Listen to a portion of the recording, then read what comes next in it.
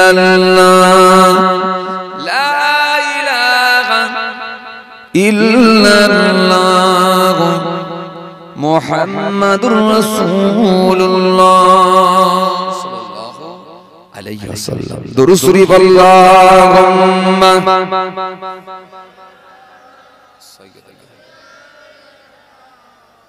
মাওলানা মুহাম্মদ ওয়ালা আলি সাইয়্যিদিনা মাওলানা মুহাম্মদ সাল্লাল্লাহু আলাইহি ওয়াসাল্লাম।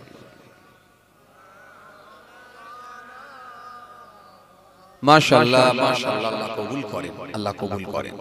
হ্যাঁ, কি বলছিলাম? জুলুম নিয়ে বলছিলাম আর বিচার নিয়ে বলছিলাম, তাই না? এই জুলুম করলে কিন্তু আল্লাহ ছাড়বে না, ছাড়বে না, ছাড়বে না। আল্লাহ হিসাব নেবে। ফামাইয়া আমাল মিসকালা যারাতিন খায়রান ইয়ারা ওয়া মাইয়া আমাল মিসকালা যারাতিন শাররান ইয়ারা। আল্লাহ হিসাব নেবেন। সামান্য পরিমাণও ভালো কাজ করলে তার প্রতিদান, তার বদলা আল্লাহ দেবেন। আর সামান্য পরিমাণও খারাপ কাজ করলে আল্লাহ ইচ্ছা করলে তাকে কৈফিয়ত করতে পারে। এই জন্য বাইরে আমার, আপনি একটা ক্ষুদ্র প্রাণী বলেও কিন্তু তার উপরে জুলুম করতে পারবেন না। এই অধিকার আপনাকে ইসলাম দেয় না। বাইরে আমার, আমরা অনেক সময় দেখা যায় এগুলো করে থাকি। একটা লাল পিঁপড়ে আপনাকে কামড়ে দিয়েছে, ঘাসের উপরে যে কটা পিঁপড়ে ছিল, জমিনের উপরে যে কটা পিঁপড়ে ছিল, সব কটা পিঁপড়েকে জমিনের উপরে আপনি জুতো দিয়ে ভালো করে পিষে দিয়ে রুলার চালিয়ে দিয়ে সব কটার পোঁটা বার করে দেয়। কথা বলে যে আপনি জমিনের উপর দাঁড়িয়েছিলেন, আপনাকে কামড়েছিল কটা? একটা। অন্যায় করলে এক, মারলেন সব কটা। কেন? ওই বাকি পিঁপড়েগুলোর কি বেঁচে থাকার অধিকার নাই? পাঠিয়েছে কে? বানিয়েছে কে? আল্লাহ। আল্লাহ। জি, আপনার জামাই সন্দেশ দিয়েছে, আপনার শ্বশুর বাড়ি এসেছে, সন্দেশ নিয়ে এসেছে, আপনি ওই সন্দেশটাকে নিয়ে তাকের উপরে তুলে রেখে দিয়েছেন, সকালে চা দিয়ে মুড়ি দিয়ে খাবো। এখন সকালবেলা যখন তাক থেকে নামিয়েছেন, দেখেছেন পিঁপড়ে ধরে গেছে, ধরে গেলেন, মাথা গরম, রেগে বলে জামাই নিয়ে এলো একটু সন্দেশ শখ করে খাবো বলে, আমাকে খাবো বলে নিয়ে এলো, তুই একটু খেতে দিলি নি? এত পিঁপড়ে ধরি কি করলো, পানির উপরে, পুকুরের উপরে ছুড়ে দিল, সব কটা পিঁপড়ে পানিতে ডুবে মারা গেল। কেন? ওগুলো কি বেঁচে থাকার অধিকার নাই? আপনাকে যদি ওই সন্দেশটাকে যদি খেতে হয়, আপনি তো একটু অন্যরকম ভাবে পিঁপড়েগুলোকে ছাড়াতে পারতেন। আপনি রোদ্রের তাপে দিতে পারতেন, আস্তে আস্তে দেখতেন রোদ থেকে ওই দেখবেন পিঁপড়েগুলো ছেড়ে দিয়ে চলে যেত যে যার মতো, কিন্তু ওই পিঁপড়েগুলো থাকতো না। আপনি ইচ্ছা করলে একটু বাকিটা বাদ দিয়ে খেতে পারতেন, কিন্তু আপনি সব কটাকে হয় আগুনে ফেলে দিয়ে পুড়িয়ে মেরে দিলেন, আর না হলে পানিতে ফেলে দিলেন, দিয়ে সব কটাকে মেরে দিলেন। কিন্তু আপনাকে এই যে জুলুম, এটাও কিন্তু আল্লাহ ইচ্ছা করলে কৈফিয়ত করতে পারে। খুব মুশকিল। আমরা অনেক সময় দেখি এমন গাড়িতে লোড করে নিয়ে যাচ্ছে গরু, যে ছোট ছোট সে কি বলে ওগুলো, ডালাওয়ালা গাড়িগুলো, যেগুলো বোলেরো, পিকআপ ভ্যান, ছোট ছোট গাড়ি। অনেক সময় দেখা যায় ম্যাক্স গাড়ি বলে, অনেকে আবার ছোট হাতি বলে, জানেন? ছোট হাতি, যেখানে 3খানা কি 4খানা গরু ধরার ক্যাপাসিটি, সেখানে 6খানা গরু ঢুকিয়ে দিয়ে দেখা যাচ্ছে কারোর একটা ঠ্যাং নিচের দিকে ঝুলছে, কারোর দেখা যাচ্ছে কল্লাটা নিচের দিকে ঝুলছে, কারোর দেখা যাচ্ছে একটা পা নিচের দিকে ঝুলছে। দড়ি দিয়ে বেঁধে টেনে সাঁটিয়ে এমন কায়দা করে নিয়ে যায়, খালি দুটো গরু যদি নিয়ে যেতে পারি বেশি, তাহলে টাকাটা একটু ইনকাম হবে বেশি।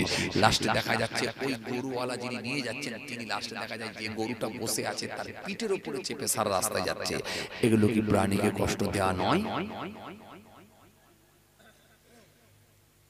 কৈফিয়ত হতে পারে, প্রশ্ন আসতে পারে।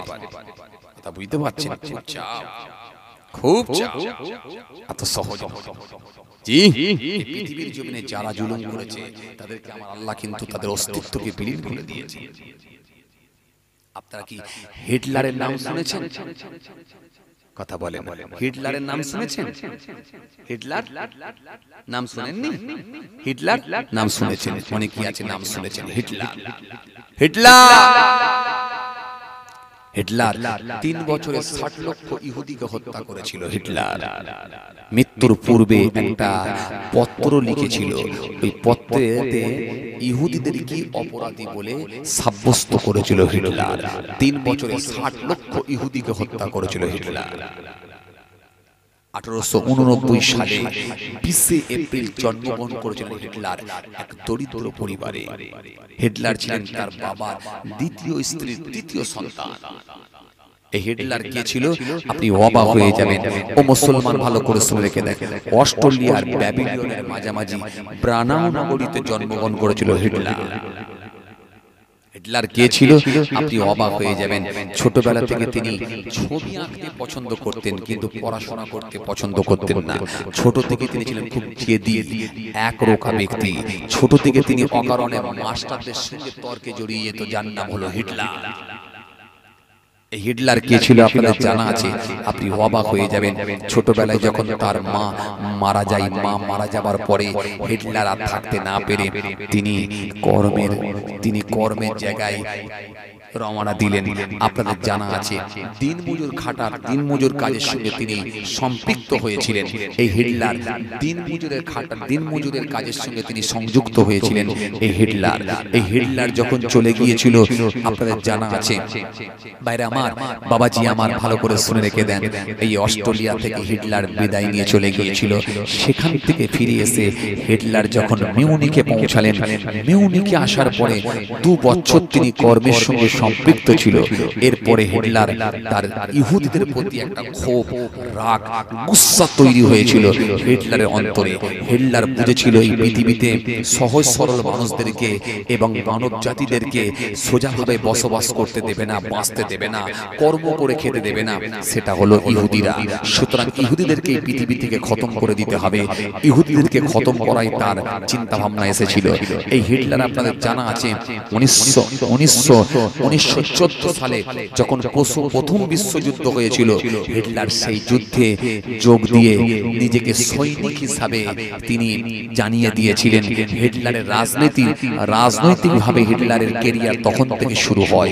আপনি অবাক হয়ে যাবেন, এই হিটলার 1914 সালে প্রথম বিশ্বযুদ্ধে নিজেকে সৈনিক হিসাবে যোগ দিয়েছিলেন হিটলার।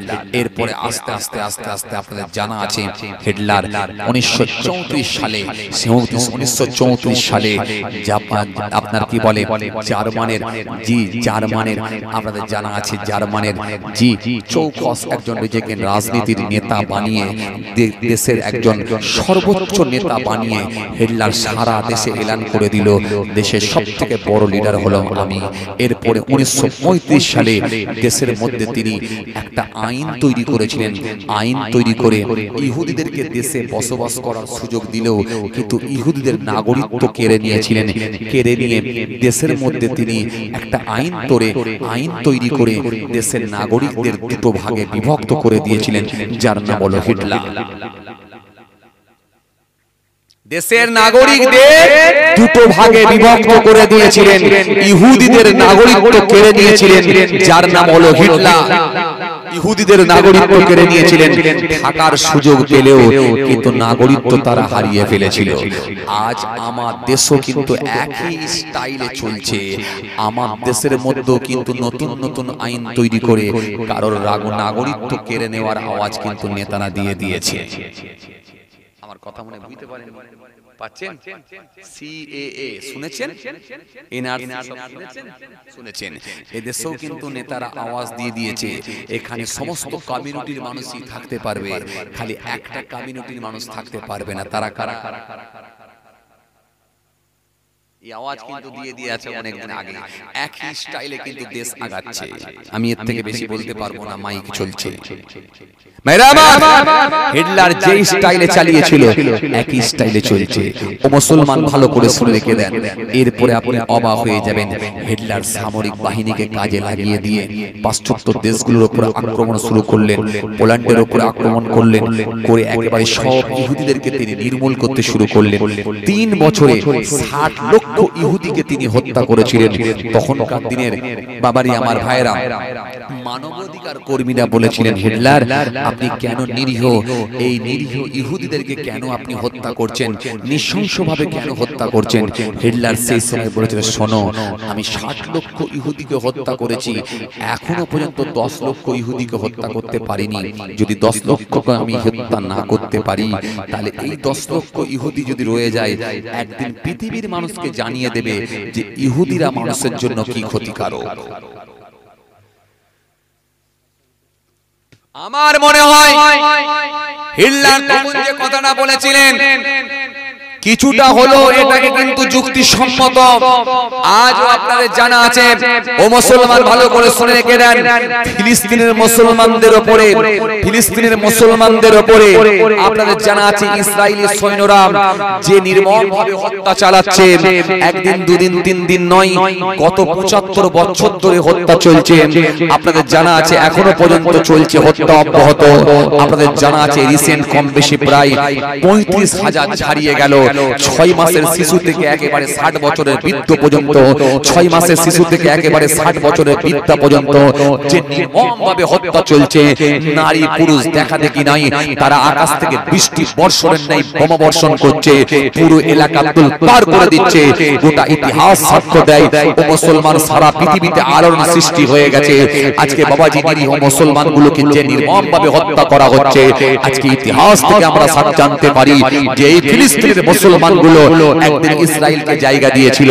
কারণ ইসরায়েল কোনো বৈধ রাষ্ট্র নয়, ইসরায়েল কোনো বৈধ দেশ নয়, ইসরায়েল কোনো বৈধ রাষ্ট্র নয়। ইসরায়েল অর্ধ উলঙ্গ অবস্থায় ফিলিস্তিনের মুসলমানদের কাছে গিয়ে একটু আশ্রয় চেয়েছিল, জায়গা চেয়েছিল।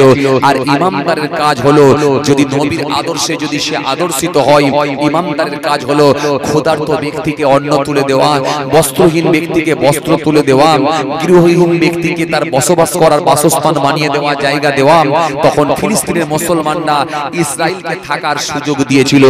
আস্তে আস্তে ইসরায়েল সেভাবে থাকতে থাকতে তাদের বংশ পরম্পর যখন সজ্জন বংশ বিস্তার হলো, তাদের যখন পরবর্তী প্রজন্মরা যখন সময় আসলো, এরপরে ইসরায়েল আস্তে আস্তে শক্তিশালী হয়ে গেল। পাশ্চাত্য দেশের ক্ষমতাকে কাজে লাগিয়ে দিয়ে পাশ্চাত্য দেশকে তারা আস্তে আস্তে তাদের সঙ্গে যোগাযোগ করে ইসরায়েল বড় বিজনেস চালিয়ে দিয়ে আস্তে আস্তে ইসরায়েল নিজেদেরকে শক্তিশালী দেশ তৈরি করে পাশ্চাত্য দেশের সঙ্গে যোগাযোগ করে ইসরায়েল সমস্ত ক্ষমতাকে কাজে লাগিয়ে দিয়ে এই ফিলিস্তিনের মুসলমানদের উপরে নির্মমভাবে হত্যা চালাচ্ছে। 75 বছর ধরে যে মসজিদে আকসাকে তারা কেড়ে নেওয়ার চেষ্টা করছে, সেই মসজিদে আকসার জন্য আজকে নিরীহ মুসলমানগুলো নিজেদের জীবনগুলোকে বিসর্জন দিচ্ছে। কিন্তু মনে রাখবেন, আল্লাহর ঘর মসজিদে আকসাকে ছাড়তে তারা রাজি নয়। ভাইরা আমার, বন্ধুরা আমার, সাথী মহব্বতের ভাইরা, এই রিসেন্ট ইরান একটু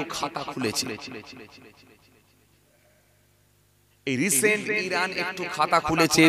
ইরান আওয়াজ দিয়েছে পৃথিবীর মুসলমানদের জন্য আজকে হলো ঈদের দিন। কারণ এই যে ইরান খাতা খুলেছে, আমরা মনে মনে ভাবছি কিন্তু ভালো লক্ষণ, কিন্তু এটা ভালো লক্ষণ নয়, এটা একদিকে কিন্তু খারাপ লক্ষণ। কারণ ইরান যখন খাতা খুলেছে, আবার অন্য দেশ খাতা খুলবে, দুবাই খাতা খুলবে, মিশর খুলবে, আরব খুলবে, আমেরিকা খুলবে, চীন খুলবে। এইভাবে কিন্তু দেশ আস্তে আস্তে আস্তে আস্তে তৃতীয় বিশ্বযুদ্ধের দিকে এগিয়ে যাবে। যখন তৃতীয় বিশ্বযুদ্ধে পরিণত হয়ে যাবে, যেটাকে আমরা মালহামা বলে জানি, ও মুসলমান, তখনই কিন্তু হযরত ঈসা রুহুল্লাহ এবং হযরত ইমাম মেহেদী আসলাম আস্তে আস্তে আসার সময় হয়ে আসবে। ভাইরা আমার, বন্ধুরা আমার, সাথী মহব্বতের ভাইরা, তো সেই হিটলার আপনাদের জানা আছে 1939 সালে দ্বিতীয় বিশ্বযুদ্ধের যখন সূচনা হয়েছিল, 1939 সালে 1 সেপ্টেম্বর পার্শ্ববর্তী দেশগুলোকে তিনি আক্রমণ করে সব ইহুদিদেরকে তিনি নির্মূল করে দিয়েছিলেন। এরপরে তিনি 60 লক্ষ ইহুদিকে হত্যা করেছিলেন। ইহুদিকে হত্যা করার পরেও কিন্তু সেদিনে তিনি বলেছিলেন, আমি 10 লক্ষ ইহুদিকে এখনো মারতে পারিনি।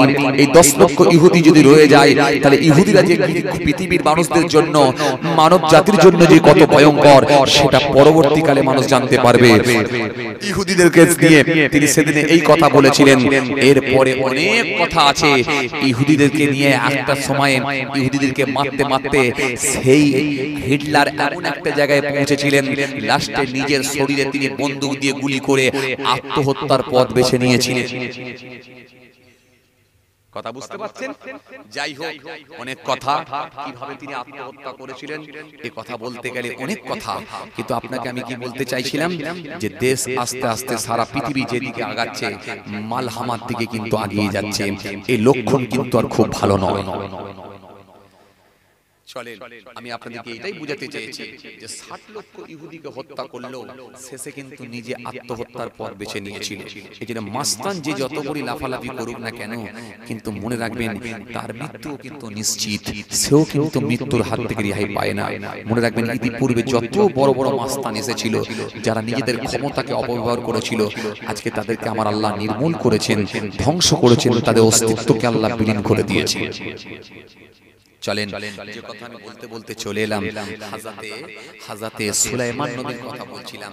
সুলাইমান নবী একটা জিনকে বললেন, যাও ওই দরবেশ লোকটাকে ধরে নিয়ে এসো। মনে আছে?